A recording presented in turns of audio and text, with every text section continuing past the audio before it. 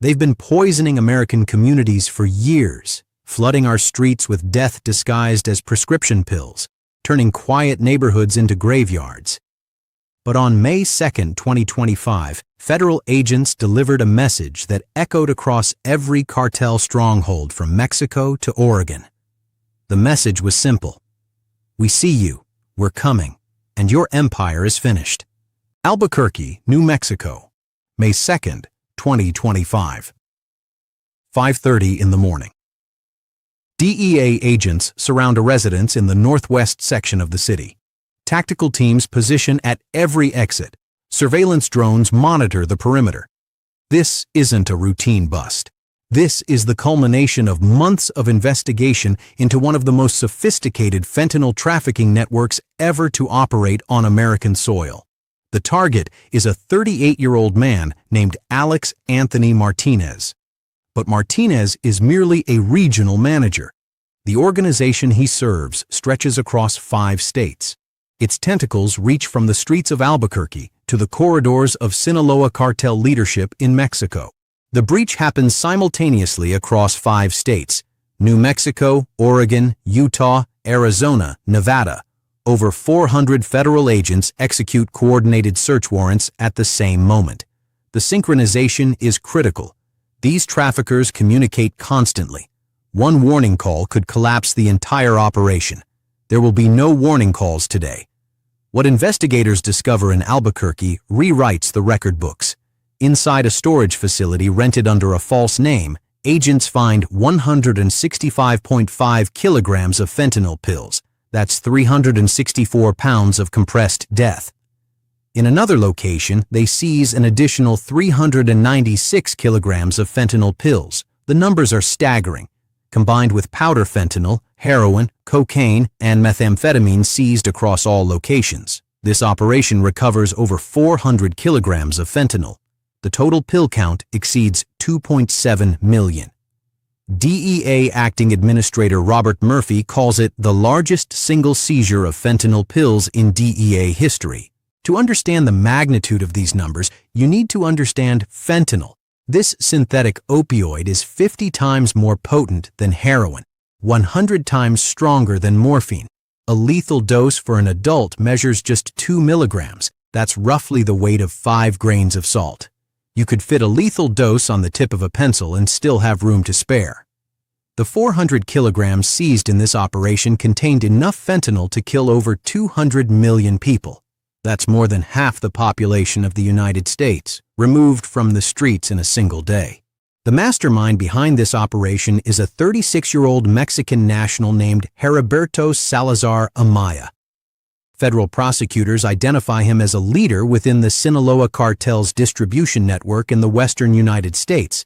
He operates from Salem, Oregon, far from the border, far from the stereotypical cartel imagery, living in a quiet Pacific Northwest community while orchestrating a poison pipeline that stretched across 17 states. When agents arrive at Salazar Amaya's Salem residence, they don't find drugs. He's too smart for that. He insulated himself from the product. What they find instead tells a different story. $2.8 million in cash, stacked, bundled, ready for movement, jewelry valued at $50,000, a Mercedes AMG and a Ford F-150 Shelby sitting in the driveway, worth approximately $150,000 combined. This is where the drug money goes. This is what death purchases. The investigation that led to this moment began over a year earlier. DEA agents in New Mexico noticed patterns in fentanyl distribution that suggested centralized coordination.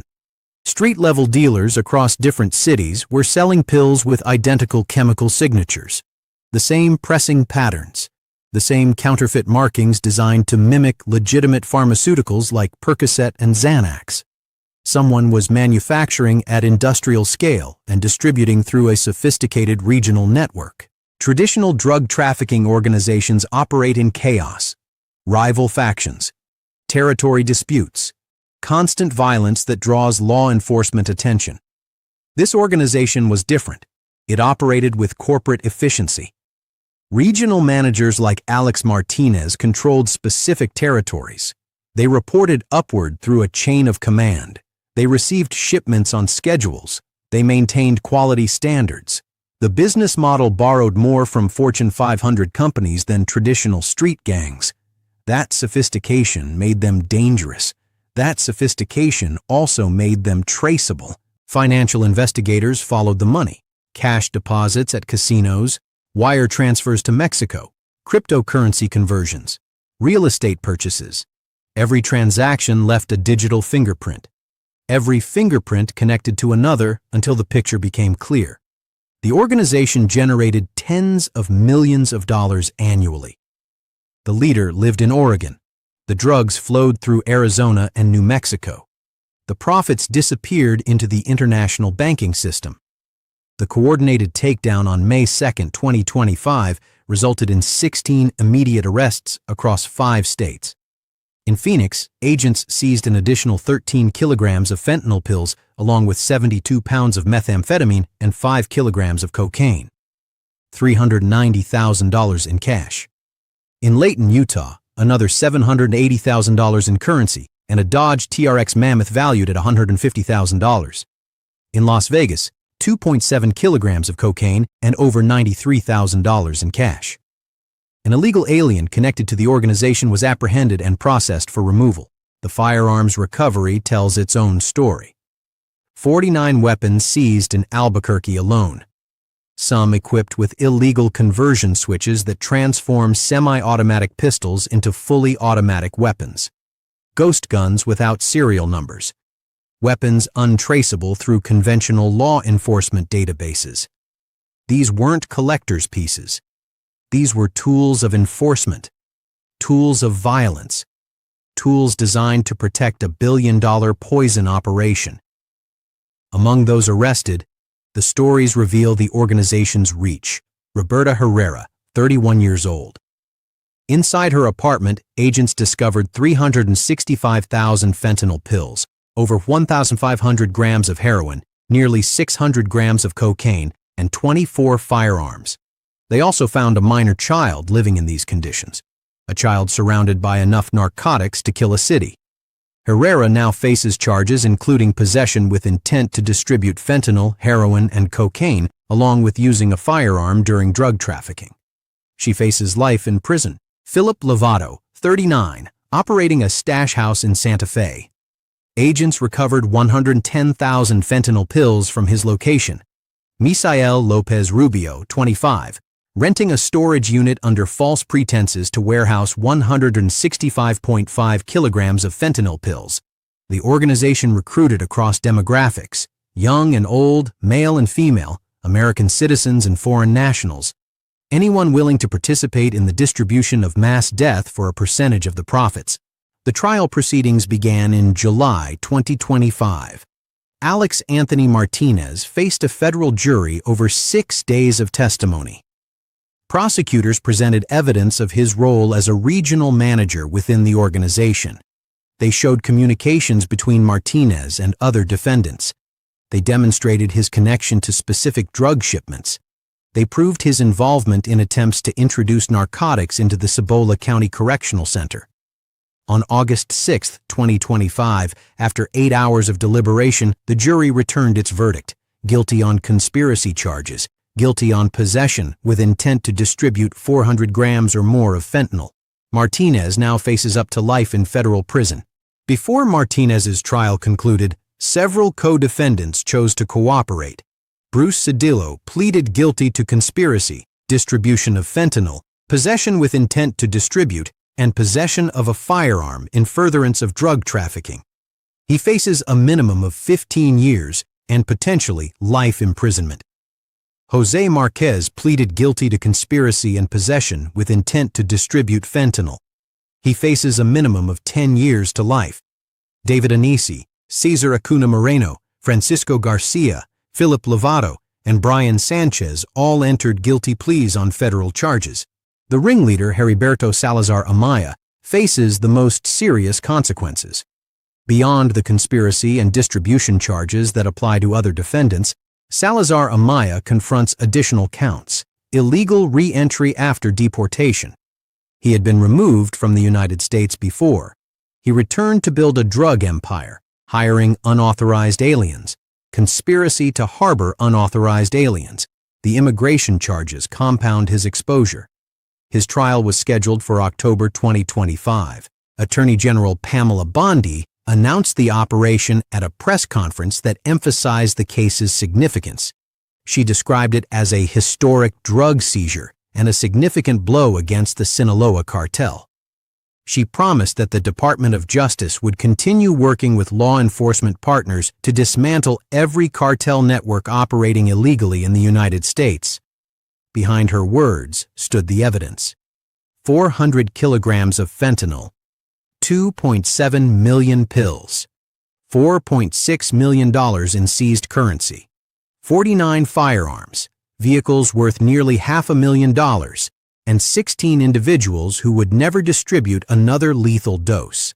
This case emerged from Operation Take Back America, a nationwide initiative launched by the Justice Department to combat illegal immigration, eliminate cartels and transnational criminal organizations, and protect communities from violent crime. Since January 2025, the operation has produced unprecedented results. Over 47 million fentanyl pills seized nationwide.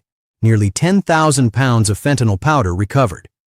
According to DEA calculations, these seizures represent over 369 million potentially lethal doses removed from American streets.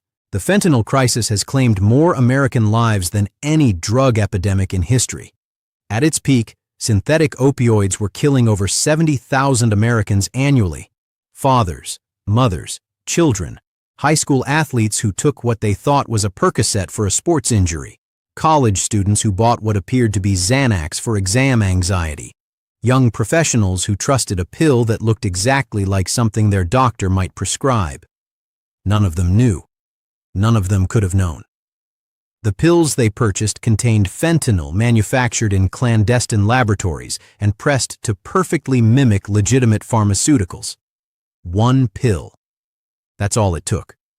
One pill containing a lethal dose disguised as medicine. The Sinaloa Cartel understood this vulnerability. They exploited it with industrial efficiency. Chinese chemical manufacturers supply the precursor compounds. Mexican laboratories synthesize the fentanyl. Cartel logistics move the product north across the border through legitimate ports of entry, hidden in vehicles, concealed in commercial shipments. Once inside the United States, distribution networks like the one dismantled in May 2025 push the product outward to every corner of the country. The profit margins are extraordinary. A kilogram of fentanyl costs approximately $5,000 to produce. That same kilogram can generate $1.5 million in street sales when pressed into pills. The economics drive the carnage. DEA Acting Administrator Robert Murphy addressed this reality directly. He called the May 2025 operation a battlefield victory against a terrorist-backed network pumping death into American cities. He characterized the seizure not merely as a law enforcement success, but as American lives saved. Behind the 3 million pills seized were destructive criminal acts prevented. Behind each pill was a potential victim who would never become a statistic. The investigation continues. The network dismantled in May 2025 connected to larger structures.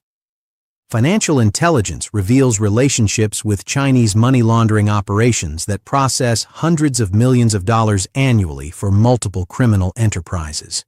Communications intercepts suggest coordination with additional cartel elements still operating in the United States. The 16 arrests represent a significant disruption. They do not represent total elimination. Federal prosecutors continue building cases against remaining defendants. Additional charges emerge as cooperating witnesses provide information. The superseding indictment filed in July 2025 expanded the scope of allegations against multiple defendants, including Salazar Amaya. Asset forfeiture proceedings target properties, vehicles, and accounts connected to the organization. The legal process will continue for years, but the operational capacity of this particular network has been destroyed. For the families who have lost loved ones to fentanyl, operations like this one carry profound significance. Every pill seized represents a potential death prevented. Every trafficker imprisoned represents supply removed from the market. Every dollar confiscated represents profit denied to organizations that treat American lives as acceptable losses in their pursuit of wealth. The pain of loss cannot be reversed, but the prevention of future losses remains possible. U.S. Attorney Ryan Ellison summarized the operation's impact at the sentencing proceedings.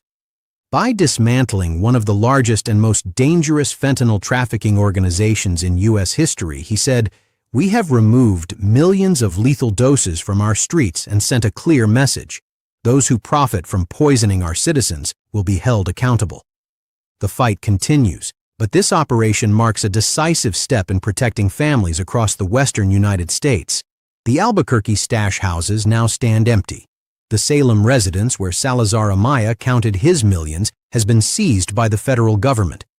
The storage units that once held enough fentanyl to kill 200 million people contain only evidence tags and memories of what was recovered. But the war continues. Every day, DEA agents pursue leads. Every day, prosecutors build cases. Every day, customs officers inspect vehicles at ports of entry. The synthetic opioid crisis represents the most significant drug threat in American history. Responding to that threat requires sustained commitment across every level of law enforcement. In December 2025, President Trump designated illicit fentanyl as a weapon of mass destruction. The designation reflects the reality that fentanyl kills more Americans than any conventional weapon could. The designation also signals intensified resources and authorities directed toward elimination of the supply chain. From Chinese precursor manufacturers to Mexican synthesis laboratories to American distribution networks, every link in that chain now faces enhanced scrutiny and consequences. The numbers tell a story of progress amid ongoing crisis. Drug overdose deaths fell through most of 2025. An estimated 73,000 Americans died from overdoses in the 12-month period ending August 2025, down from 92,000 in the previous period. Fentanyl deaths dropped from over 6,000 per month at their peak to approximately 2,700 per month by late 2025. These improvements reflect combined efforts of law enforcement, public health initiatives, and increased awareness about the danger of counterfeit pills. They also reflect operations like the May 2025 takedown that remove massive quantities of fentanyl before it reaches the streets. But 73,000 deaths remains catastrophic. 2,700 deaths per month remains unacceptable. Every statistic represents a person, a name, a family destroyed. The work continues because the threat persists. Criminal organizations adapt. They find new routes. They recruit new distributors. They develop new methods to evade detection. The response must adapt equally, matching sophistication with sophistication, resources with resources, determination with determination. The empty stash houses of Albuquerque stand as monuments to what coordinated law enforcement can accomplish. 400 kilograms of fentanyl will never reach American streets. 2.7 million pills will never be sold to unsuspecting buyers. 16 traffickers will spend years or decades in federal prison. A Sinaloa Cartel leader who thought he could operate with impunity from suburban Oregon now awaits the judgment of American justice. This is what victory looks like in the fentanyl war. Not a single decisive battle, but an accumulation of operations that degrade enemy capacity. Not elimination of the threat, but systematic reduction of supply. Not the end of the crisis, but progress toward that end. The May 2025 operation represents the largest fentanyl seizure in DEA history. It also represents a promise. The promise that no trafficking organization operates beyond the reach of determined investigators. The promise that profit from poison leads ultimately to federal prison. The promise that American communities will be protected, one operation at a time, until the synthetic opioid crisis becomes history rather than headline. The 2.7 million fentanyl pills seized in May 2025 could have killed over 200 million people. They will kill no one. That is the measure of what was accomplished. That is the standard for what remains to be done.